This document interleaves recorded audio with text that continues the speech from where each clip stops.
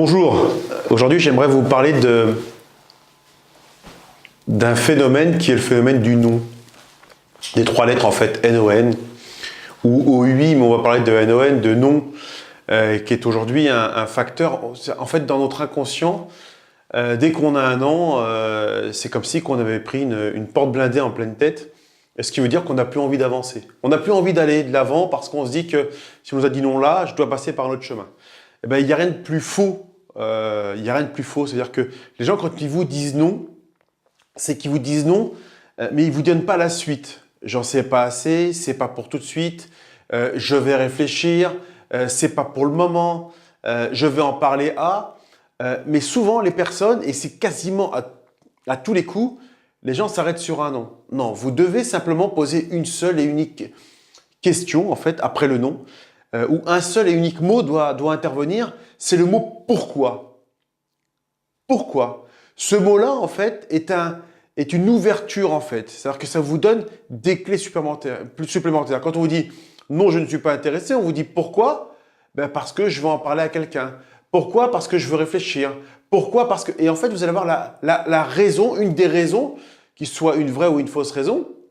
Et quand on vous dit ben, « je veux réfléchir », eh bien, vous posez encore la même question, c'est « pourquoi ?» Et vous allez voir que le « pourquoi » va vous ouvrir plein de portes. C'est comme une clé en fait qui s'ouvre sur plusieurs barillets. C'est une clé qui, comme les gens de la poste, ils peuvent ouvrir en fait toutes les boîtes aux lettres. Eh bien, c'est exactement pareil.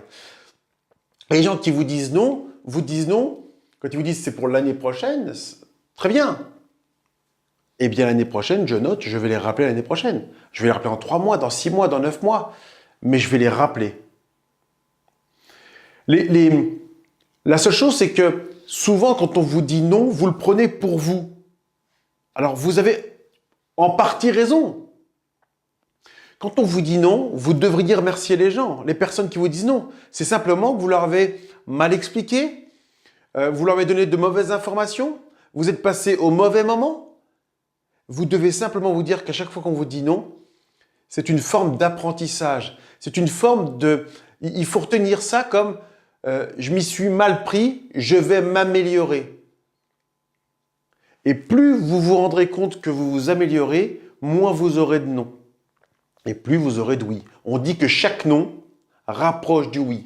Plus vous avez de non, plus vous améliorez, plus vous rapprocherez du oui. Et les statistiques feront, par la loi des nombres, qu'à force d'avoir des non, vous finirez par avoir moins de non et plus de oui. Mais il faut persévérer, il faut être tenace, il faut s'accrocher, il faut se battre constamment. Et c'est ça la vie. La vie, c'est d'accepter les noms. C'est que 3 lettres. Réellement, ça représente quoi? Rien du tout. Rien.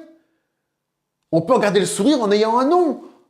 Comme on a un sourire quand on nous dit un oui. Si tout le monde vous disait oui, mais on se ferait chier. Tout serait trop simple. C'est un peu la forme d'apprentissage, c'est de bouffer du non. Et il faut aimer le non. D'accord? Donc je vous dis à très bientôt dans une prochaine vidéo. Allez, ciao!